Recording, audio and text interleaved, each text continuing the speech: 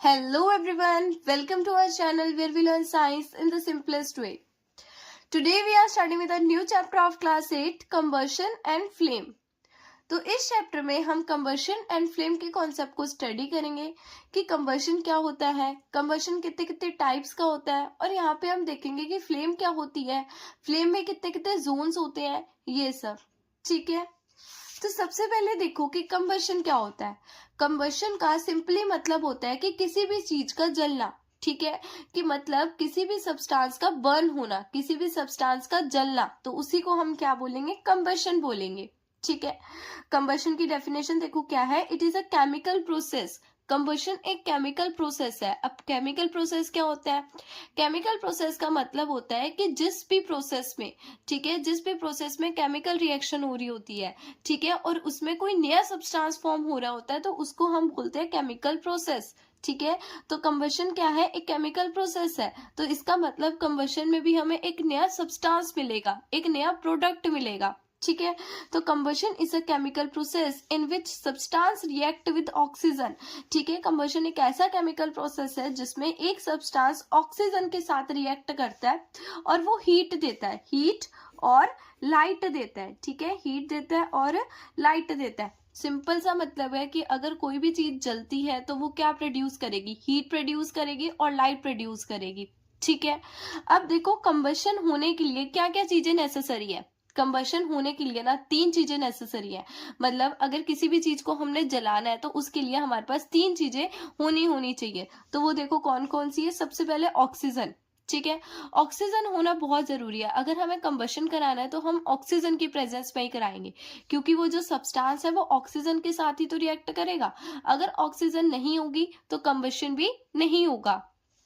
ठीक है, तो सबसे पहला सब्सटेंस हमारे पास होना चाहिए ऑक्सीजन। ऑक्सीजन जो कि हमें कहाँ से मिल जाएगी, एयर से मिल जाएगी। ठीक है, दूसरा चीज हमारे पास होनी चाहिए सब्सटेंस। ठीक है, अगर हमारे पास कोई सब्सटेंस ही नहीं है, अगर हमारे पास जलाने के लिए कोई चीज ही नहीं है, तो हम कैसे उसको कंबशन करवा सकते हैं, है ना। तीसरी चीज हमारे पास होनी चाहिए हीट। हीट का मतलब जैसे मान लो सब्सटेंस में हमारे पास थी कैंडल। ठीक है, कैंडल को अब हमने जलाना है। ठीक है, तो कैंडल को जलाने के लिए भी तो हमारे पास कुछ होना चाहिए, जैसे मैचस्टिक हो गई, माचिस हो गई। ठीक है, तो वो चीज क्या होगी, हीट। ठीक है, और अगर इन तीनों में से एक भी चीज नहीं होगी, अगर मान लो ऑक्सीजन ऑक्सीजन है हमारे पास, सब्सटेंस है, लेकिन हमारे पास हीट नहीं है, तो क्या कंबशन होगा, तो कंबशन होगा ही नहीं। ठीक है, तो कंबशन होने के लिए ये तीनों चीजें नेसेसरी है। ठीक है, अब देखो कि कंबस्टिबल सब्सटेंस कौन से होते हैं। देखो कंबस्टिबल सब्सटेंस का मतलब वो होता है कि जो भी चीज जल जाती है, जो भी चीज जलती है ना, उसी को हम बोलते हैं कंबस्टिबल सब्सटेंस। ठीक है, जैसे कि ये वो सब्सटेंस होते हैं जो बर्न हो जाते हैं। ठीक है, जैसे हो गया पेपर हो गया। ठीक है, ये सब those substance that burn are known as combustible substance. वो सब्सटेंस जो बर्न हो जाते हैं उन्हीं को कंबस्टिबल सब्सटेंस बोलते हैं। जैसे वुड। अब वुड मतलब जो लकड़ है वो तो इजिली जल जाती है ना, तो उसको हम क्या बोलेंगे कि वो क्या है, एक कंबस्टिबल सब्सटेंस है, जो कंबस्टिबल हो सकती है, जो कंबशन, जिसको हम कंबशन करा सकते हैं। ठीक है, दूसरा होता है चारकोल। चारकोल जैसे कोल होते हैं, कोयले होते हैं, ठीक है, वो होता है चारकोल। ठीक है, अब चारकोल भी क्या है, एक तरीके से कंबस्टिबल सब्सटेंस है, वो भी जल जाता है। ठीक है, तीसरा है पेपर और कैरोसिन। ठीक है, अब देखो पेपर में भी अगर आप आग लगाते हो तो पेपर भी क्या करता है, जल जाता है। ठीक है, कैरोसिन मतलब जो मिट्टी का तेल होता है वो भी एकदम हीट प्रोड्यूस करता है। ठीक है, मतलब वो भी जल जाता है। तो ये सब हमारे कुछ कंबस्टिबल सब्सटेंस होते हैं। ठीक है, उसके बाद नॉन कम्बस्टिबल सब्सटेंस क्या होते हैं।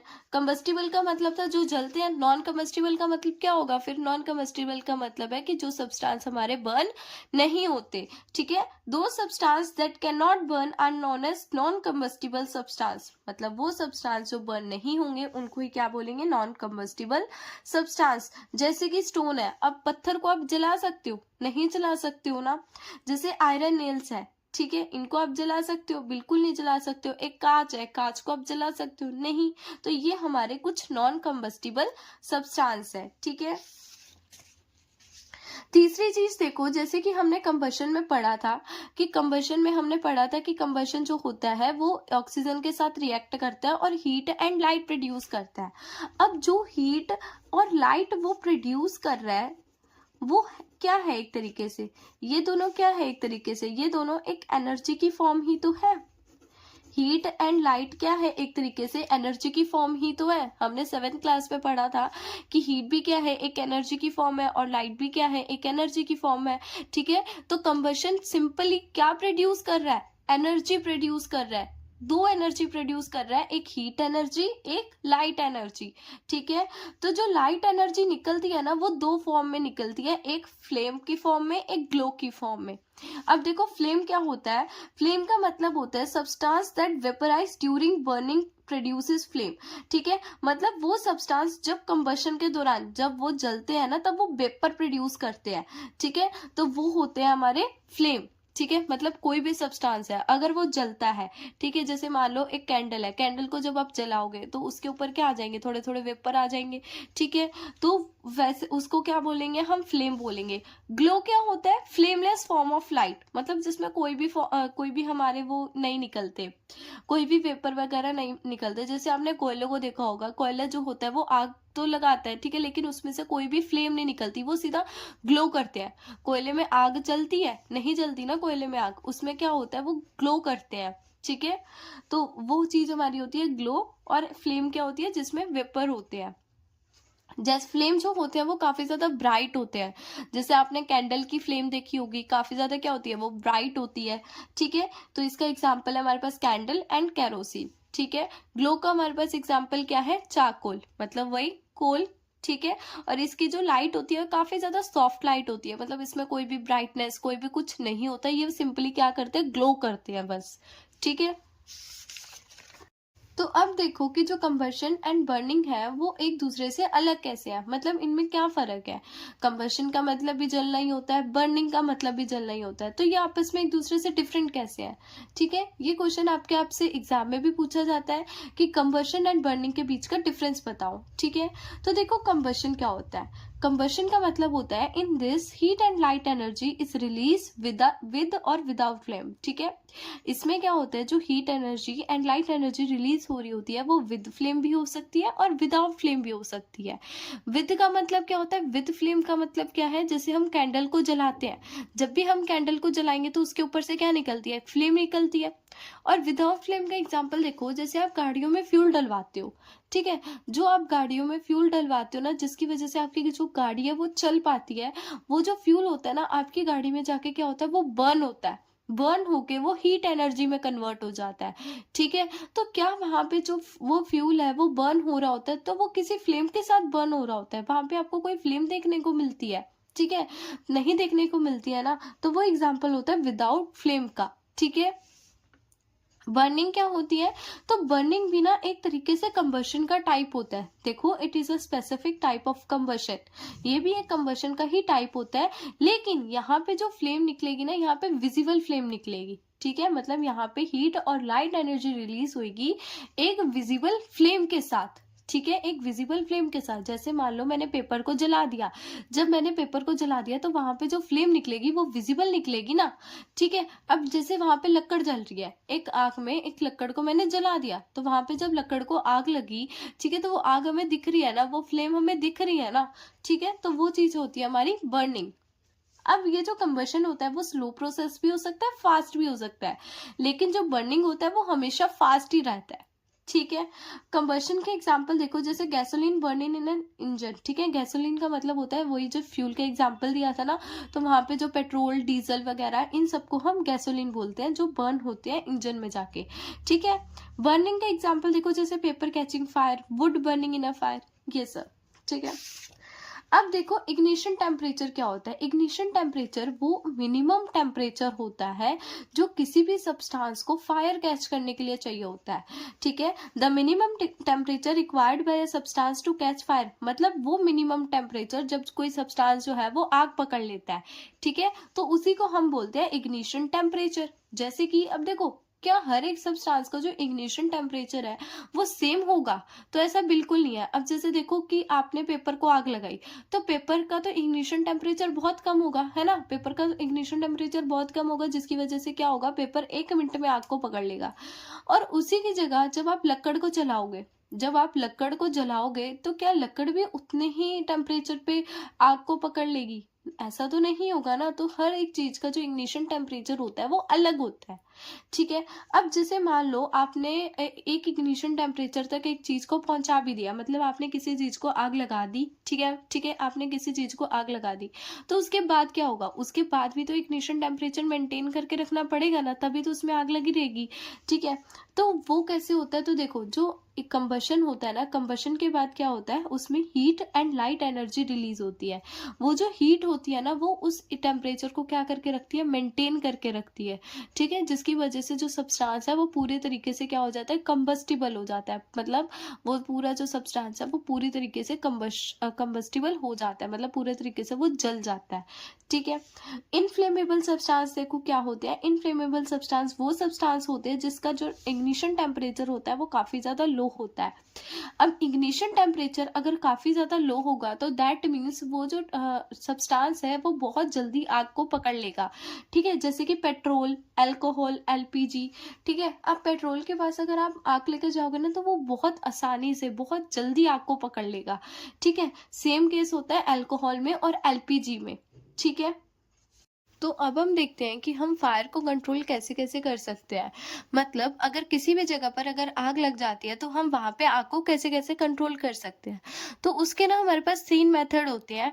एक होता है, सबसे पहला होता है रिमूव फ्यूल। अब फ्यूल का मतलब क्या होता है, तो देखो जैसे कि हमने कंबशन में पढ़ा था कि अगर हमें किसी भी चीज का कंबशन कराना है तो हमारे पास 3 चीजें होनी चाहिए, जिसमें से पहली है हमारे पास सब्सटेंस, दूसरा हमारे पास ऑक्सीजन, तीसरा था हीट, ठीक है। तो वहां पे जो सब्सटेंस हम बोल रहे थे ना, उसी सब्सटेंस का मतलब क्या होता है, फ्यूल होता है, ठीक है। तो अगर हम वहां से फ्यूल को रिमूव कर दे, अगर हम वहां से फ्यूल को रिमूव कर दे तो फायर जो हो सकती है वो कंट्रोल में आ सकती है। तो क्या आप हर केस में फ्यूल को रिमूव करोगे? जैसे कि अगर मान लो किसी बिल्डिंग में आग लग गई है, अगर किसी बिल्डिंग में आग लग गई है तो क्या वहां से आप बिल्डिंग को रिमूव करोगे? नहीं ना। तो उसके लिए आप यूज करोगे दूसरे मेथड, ठीक है, जैसे कि cut off oxygen. Cut off oxygen का मतलब है, जैसे कि देखो कि अगर कोई भी जगह पर आग लग जाती है या किसी भी चीज पे आग लग जाती है तो आप वहां पे क्या कर देते हो, ब्लैंकेट को घेर देते हो। तो ब्लैंकेट की जो लेयर्स होती है ना वो इतनी ज्यादा मोटी होती है ना, जिसमें क्या होता है, जो एयर होती है वो उसके अंदर नहीं जा पाती। एयर जो होती है वो ब्लैंकेट के अंदर पेनिट्रेट नहीं कर पाती, जिसकी वजह से वहां पे जो आग होती है वो बुझ जाती है, ठीक है, आग जो होती है वो कंट्रोल में आ जाती है, ठीक है। और कार्बन डाइऑक्साइड, इसका मतलब क्या है कि जैसे आपने देखा होगा हर एक बिल्डिंग में एक रेड कलर के सिलेंडर रखे हुए होते हैं, उन सिलेंडर में ना कंप्रेस कार्बन डाइऑक्साइड गैस होती है। जब भी आग लगती है तो हम क्या करते हैं, उन सिलेंडर्स को निकालते हैं और उन सिलेंडर में से वहां पे जो कार्बन डाइऑक्साइड गैस को स्प्रे करते हैं, जिसकी वजह से जो आग है वो बुझ जाती है, कंट्रोल में आ जाती है, ठीक है। तीसरा होता है हमारे पास lower the temperature below ignition temperature. मतलब अगर आपको आग को बुझाना है तो आप वाटर का यूज भी कर सकते हो। जब आप वाटर का वहां पे यूज करोगे ना तो क्या होगा, जो भी चीज है ना वहां पे जिस चीज को आग लगी है उसका जो इग्निशन टेम्परेचर होगा वो काफी ज्यादा लो हो जाएगा। लो होने की वजह से उसमें से आग जो होगी वो बुझ जाएगी, ठीक है। तो क्या आप हर केस में वाटर का यूज करोगे? तो आप हर केस में वाटर का यूज नहीं कर सकते हो। लेकिन आप देखो जैसे वुड है, क्लॉथ है, पेपर है, अगर लकड़ पे आग लगी है, किसी कपड़े पे आग लगी है, ठीक है, या कोई पेपर पे आग लगी है, तो आप पानी का यूज करके उस आग को बुझा सकते हो। क्या अगर इलेक्ट्रिकल फायर्स हुई है, मतलब इलेक्ट्रिकल फायर्स का मतलब किसी इलेक्ट्रिक चीज पे आग लग गई है, ठीक है, इलेक्ट्रिक चीज पे आग लगी है या ऑयल फायर्स हुई है, तो उस केस में भी आप वाटर का यूज करोगे। तो उस केस में आप यूज करोगे कार्बन डाइऑक्साइड का, मतलब जैसे यहाँ पे बताया था ना वो वाली चीज का। तो यहाँ पे आप वाटर का यूज क्यों नहीं करोगे? यहाँ पे आप वाटर का यूज इसीलिए नहीं करोगे क्योंकि जब आप वहां पे यहाँ पे पानी गिरोगे ना तो यहाँ पे क्या क्रिएट हो जाएगा, यहाँ पे करंट क्रिएट हो जाएगा और आपको करंट भी लग सकता है वहां पे, ठीक है। तो इसीलिए यहाँ पे हम क्या यूज करते हैं, कार्बन डाइऑक्साइड का यूज करते हैं, ठीक है।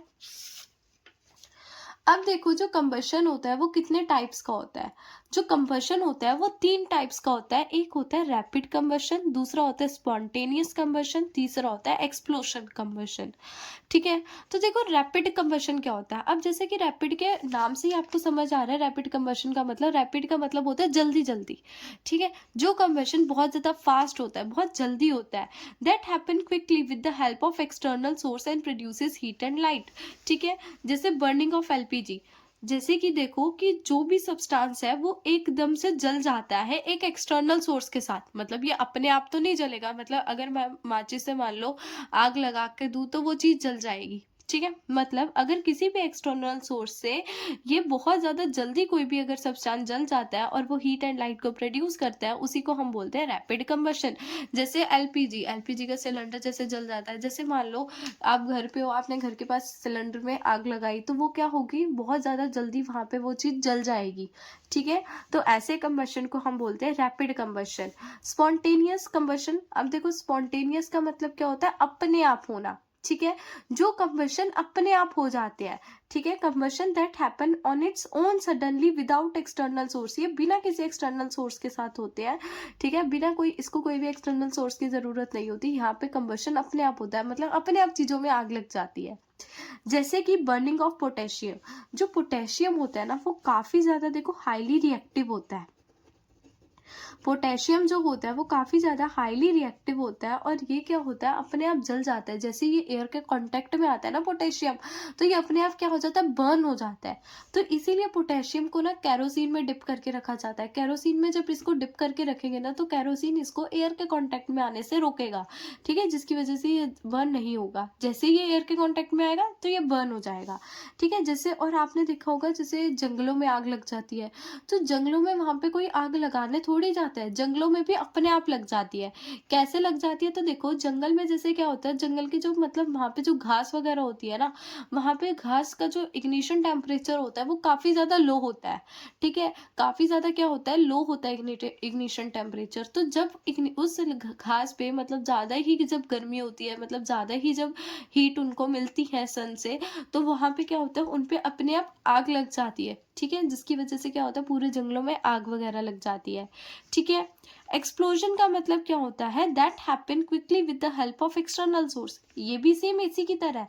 मतलब एक एक्सटर्नल सोर्स के साथ क्या हो जाते हैं, एक्सटर्नल सोर्स की हेल्प से ये भी क्विकली बर्न हो जाते हैं, लेकिन ये बर्न के साथ साथ ना हीट प्रोड्यूस करेंगे, लाइट प्रोड्यूस करेंगे, और कुछ ना कुछ साउंड को भी प्रोड्यूस करेंगे। जैसे मान लो फायर क्रैकर्स है, फायर क्रैकर मतलब जो पटाखे वगैरह होते हैं, पटाखों को आप आग लगाते हो, ठीक है।